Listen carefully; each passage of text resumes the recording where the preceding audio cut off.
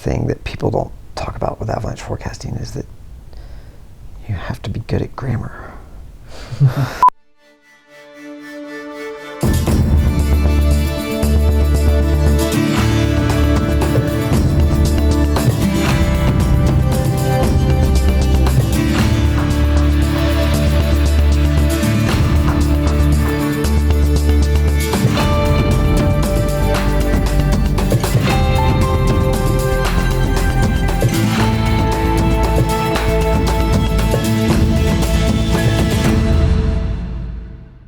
So full disclosure, this video was created on behalf of the American Avalanche Association, otherwise known as A3. And if you don't know what they are, A3 is a nonprofit organization that oversees a lot of the standardization and avalanche education courses around the country, as well as being kind of a platform for our public forecasters to see how all of our local avalanche centers can work together to better improve what they do for themselves and for the backcountry skiing community. So they reached out and they asked about engaging with athletes, local backcountry skiers, communities, and came back with them with this idea for this video that we're about to see now. And this video is based upon a question that I wanted to answer for myself, and hopefully you learn something from it too. So here's a video about avalanche forecasting. Buenos dias. It is about 8 in the morning. We're heading into Truckee to the Sierra Avalanche Center headquarters. You see, we've got a storm. Open Snow's been tracking this storm for a little bit, and it has arrived and is on the warm side. And I'm gonna go ski touring. But before I go ski touring, I always check the avalanche forecast, like everyone says you should. But today, I am going to see how the sausage is made. We're going to be linking up with Andy Anderson, director of the Sierra Avalanche Center, and we're going to be spending the next 24 hours figuring out what goes into creating an avalanche forecast. I got the code. Brandon and Cody. Cody Hi. and Brandon. How's it going? Nice to meet you, Brandon. A lot of backcountry travelers start with a travel plan for the day. We also start with what we call a fieldboard plan. We put it all into a database that's accessible to our emergency contacts and dispatchers and things like that, so it would be easier to find us if they needed to.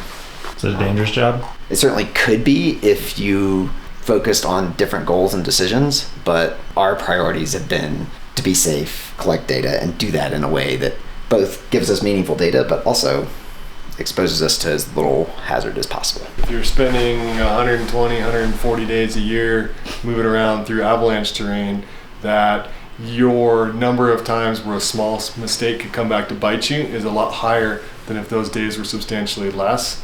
And so having that mentality of we're not going to push conditions, we're going to move and work with conditions and seize the opportunity if conditions are right, but not spend our season looking for the right time to finish some big objective, also helps us to have that bigger margin of safety to be able to do this for decades on that kind of repeated exposure.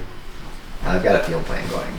We'll park here and then we'll cruise up the Castle Peak Road and we'll get on the ridge, we'll drop down to the meadow, and then we'll head up these low angle west aspects. And there's a nice low angle ridge that can take us all the way down into this area back here where we can see this steeper terrain on basin without having to be in it. So we'll get to see a variety of aspects, variety of elevations in places where we knew weak were without exposing ourselves to bigger terrain. So that's the plan for where we're going. So yeah, that's the morning discussions. And now we go ski. I mean, we go dig in the snow, figure out what's going on with it. So, good time. Anything going through your mind already? We're just looking at the amount of new snow that fell over the last 24 hours, which, you know, it looks like about 7-ish inches or so. And then thinking about the forecast for today in terms of weather and what we wrote in the avalanche forecast.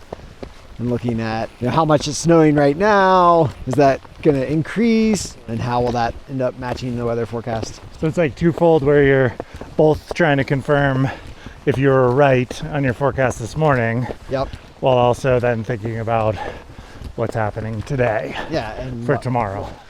So back there on that rock, it's like 40 centimeters of new. Got a little rain crust in it from yesterday afternoon. It's all high density, more than 2 inches of sweep to produce it. It looked like when you pulled the new snow off the rain crust, it wasn't super clean. No, and it was filling above the crust. There seemed to be good bonding around that little rain crust for now. Cornices are tender, but I'm not seeing much propagation on the slope below, if any. All right, thus far surface instability is nothing, but that's not our biggest worry today. Yeah, exactly.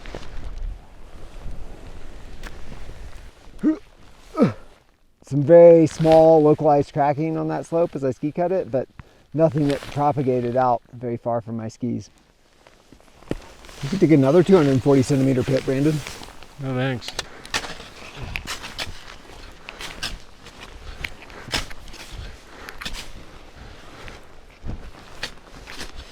$250 to $230 is fist, and then $227 to $225.5 is rain crust.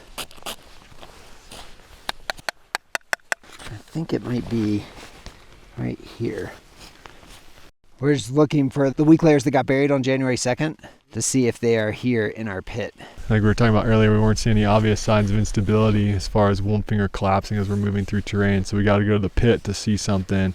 And so the simplest piece for a weak layer like this is a deep tap test. Been around for a long time. And you just isolate down to 15 centimeters or 6 inches above the weak layer of interest, and then you load it just like you would a compression test. December 19 rain crust. Yeah.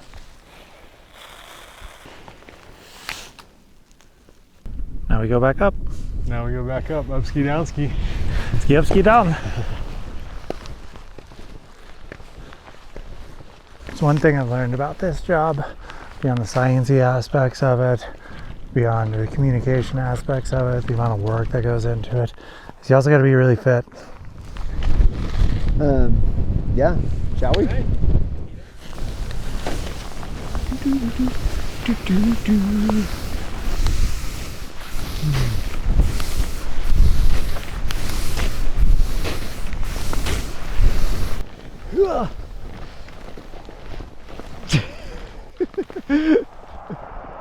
So the ski portion of our day is done, the observation. And these guys are gonna go back to the office, input their observations, talk about what they saw, and pre-prepare for what I think is the magic behind a forecast, is translating science into something that the average backcountry skier can understand. Buenos dias. It's 3:45 in the morning. I'm heading to Andy's house. This is where the magic happens. This is the morning that he's going to write the forecast based upon all the observations that we did yesterday. So I'm going to go to his house and see him write it up, ask him his questions. How does he take the science and observations that he made yesterday and turn it into something that is understandable by your average backcountry skier, that is actionable, that tells you what to expect moving forward. So, yeah, let's do it. We'll see if I can convince my dog to not notice you. Most people don't work on my schedule, and I go to bed before 8, sometimes 7. So a lot of people are submitting their observations after that. So I'll log into the NAC platform to make sure there's no new data in it. What's the NAC platform? It's a collaboration between several different avalanche centers and avalanche.org that the National Avalanche Center put together that make avalanche forecasting more consistent across the country and easier for all of us in terms of their building the technology, and then we all get to use that software so that we don't all have to build our own separate avalanche forecasting technology. We're gonna look at the observations because that was something that came in from yesterday. This one looks like it came from Warburg Lake of the public. So this is just someone else giving us another piece of data, which is important. And they gave us a couple pictures here, so we'll look at those too. It looks similar to what we were looking at yesterday in a lot of places where you can see like wet snow on the surface and not a lot of snow in the trees. The pictures that people send us are great. And then I'll start with the forecast. So you're summarizing weather forecasts that you're reading essentially in the lingo of skiers. Yep. I'm looking to basically give people, what max min temperatures were in the last 24 hours, what our winds were in the last 24 hours, so that people have a picture of what happened yesterday leading into today. There's like two underappreciated skills to being an avalanche forecaster, and I think that's fitness, because you guys go touring every single day, and going to bed very early and waking up very early. So if you submit a resume to be a forecaster one day, I suggest putting that in your highlighted skills. Communication. Plus communication. Because that sort of goes without saying. You have to be able to communicate with people. So that's where I think the art is. What you're going to do here shortly is attempt to communicate all the very scientific observations that we saw and put it in a digestible, understandable platform for a recreational backcountry skier to understand and to make decisions from.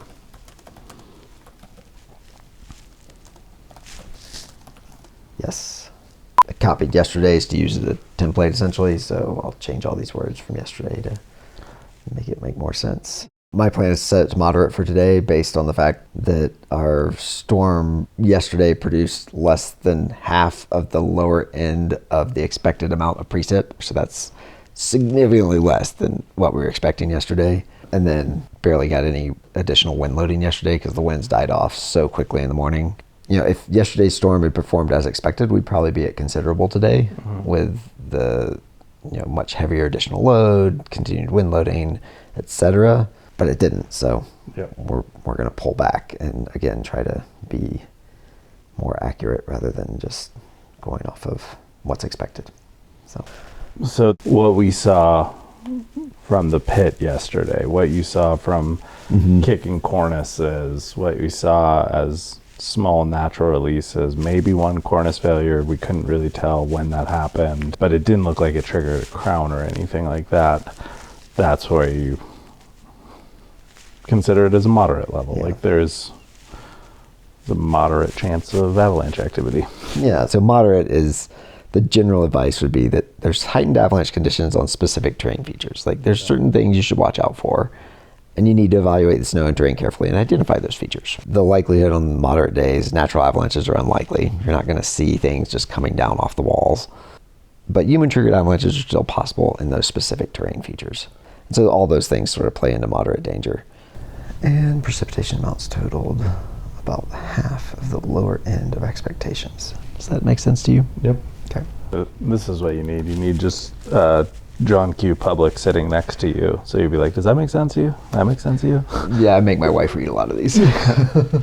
So I've done the weather, I've added some media, and then I'll work my way up through the forecast. I'll often start with like an overall danger rating and selecting a problem and its location and likelihood, size. And then I'll work on the discussion here, and then I'll finish. Usually the last thing I'll write is the bottom line summary.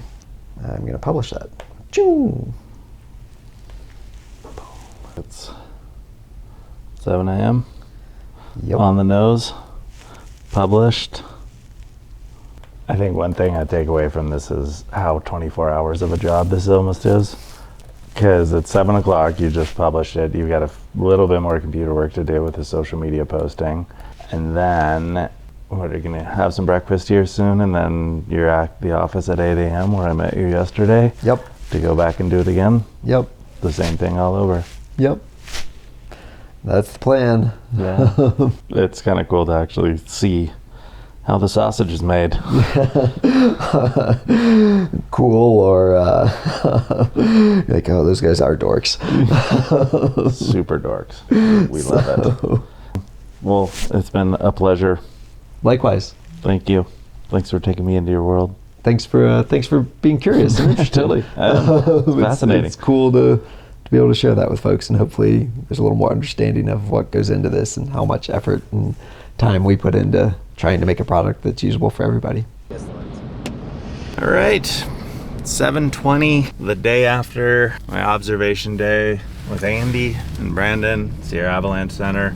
Forecast is out for the day. As you saw, we got to a moderate level based upon all what they did yesterday.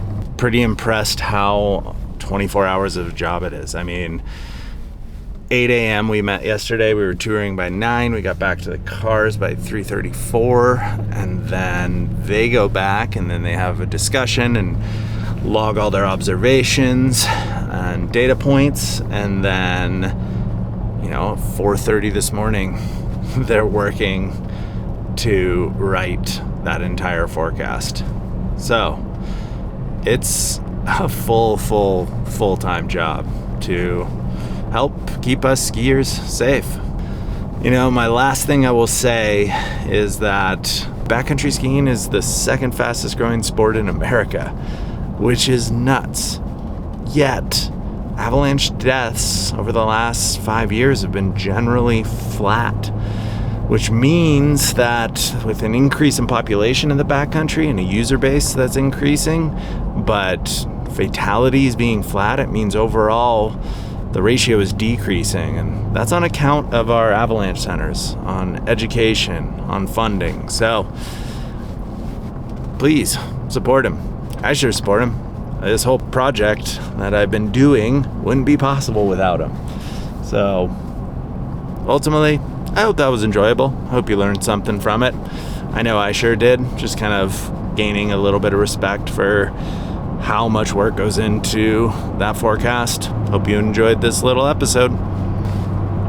How many times have you written out a forecast and it not properly saved? Well, yeah, it's not fun when that happens. No.